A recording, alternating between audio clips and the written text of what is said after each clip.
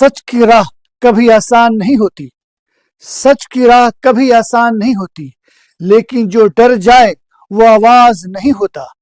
जुल्म के सामने जो खामोश रहे वो जिंदा होकर भी जमीर वाला नहीं होता।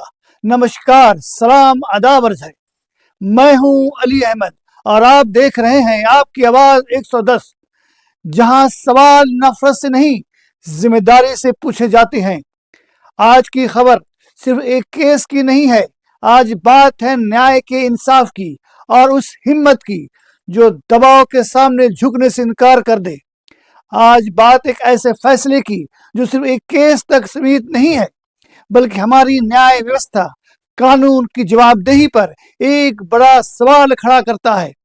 सवाल ये नहीं है कि किसकी सरकार है, सवाल ये है कि क्या इंसाफ की प्रक्रिया को आज भी रोका जा सकता है। साल 2015 उत्तर प्रदेश के दादरी में मोहम्मद इखलाक की भीड़ द्वारा हत्या कर दी गई।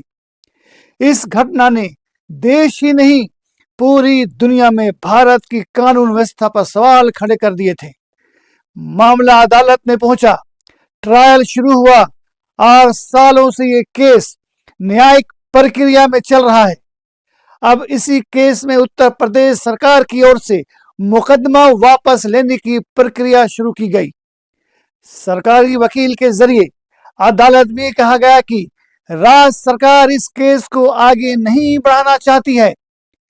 ऐसे मामलों में अक्सर देखा गया है कि सरकारी सहमति के बाद केस बंद कर दिया जाता है, लेकिन इस बार अदालत में जो हुआ वो सामान्य नहीं था। अदालत ने सरकारी वकीलों के दलीलों को सुनने के बाद केस बंद करने से इनकार कर दिया। कोर्ट का साफ कहना था कि हत्या जैसे गंभीर अपराध में मुकदमा वापस लेना न्याय के मूल सिद्धांतों के खिलाफ है। अदालत ने यह भी कहा कि अगर ऐसे मामलों में केस वापस लिए गए तो समाज में गलत संदेश जाएगा। सिर्फ इतना ही नहीं, अदालत ने यह भी निर्देश दिया कि इस मामले की सुनवाई अब नियमित की और तेजी से की जाएगी। मतलब अब देर नहीं, अब रोजाना सुनवाई की कोशिश। ये फैसला सिर्फ इखलाक के परिवार के लिए नहीं, बल्कि हर उस परिवार के लिए है जो सालों से इंसाफ का इंतजार करता है। आज इस फैसले ने सिर्फ एक परिवार की उम्मीद नहीं जगाई, बल्कि पूरी दुनिया के सामने हिंदुस्तान की न्यायिक आत्मा को मजबूती से रखा है। इस फैसले ने सिर्फ एक केस की बात नहीं की, बल्कि दुनिया को यह दिखाया है कि भारत की न्याय व्यवस्था आज भी मजबूत है।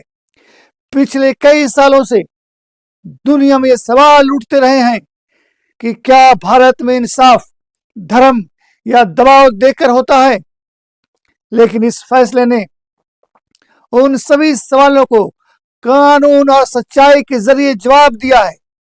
ये साफ करता है कि हिंदुस्तान किसी धर्म, किसी भीड़ या किसी राजनीतिक दबाव में नहीं चलता। ये देश कानून, इंसाफ और इंसानियत के असूलों पर खड़ा है। यही वजह है कि भारत को दुनिया एक ऐसे मुल्क के तौर पर जानती है जहां आखिरकार सच और इंसाफ की आवाज सुनी जाती है। और यही वजह है कि मेरा देश इंसाफ की कसौटी पर बार बार खुद को साबित करता है। अब सवाल ये नहीं है कि सरकार क्या चाहती है, सवाल ये है कि क्या न्यायिक प्रक्रिया सरकारी फैसलों से ऊपर है।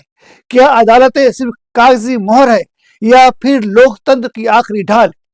ये वीडियो किसी सरकार के खिलाफ नहीं है, ये वीडियो किसी समर्थन में भी नहीं है। ये वीडियो सिर्फ उस सिद्धांत के पक्ष में है कि हत्या जैसे अपराध में इंसाफ अधूरा नहीं छोड़ा जाना चाहिए। आज का फैसला सिर्फ एक फाइल का फैसला नहीं था, बल्कि याद दिलाने वाला पल था कि भारत किसी धर्म, किसी दबाव या किसी सत्ता से नहीं, बल्कि संविधान और इंसाफ से चलता है। जब अदालत सच के साथ खड़ी होती है तो न सिर्फ पीड़िता को भरोसा मिलता है, बल्कि देश की छवि दुनिया के सामने मजबूत होती है। क्योंकि इंसाफ अगर जिंदा है तो लोकतंत्र भी जिंदा है। कुर्सियां बदलती रहती हैं वक्त के साथ, लेकिन इंसाफ की कुर्सी हमेशा ऊंची होती है। जो सच के साथ खड़ा हो जाए वही असल में इतिहास लिखता है। अगर आपको लगता है कि सच बोलना आज भी जरूरी है तो चैनल को लाइक, सब्सक्राइब और कमेंट जरूर करें। मैं हूं अली अहमद और आप देख रहे थे आपकी आवाज 110। जहां खामोशी नहीं, सवाल बोलते हैं। क्या आप सोचते हैं कि ऐसे मामलों में सरकार को केस वापस लेना चाहिए? अपनी राय कमेंट में जरूर लिखिए। खुदा हाफिज। जय हिंद।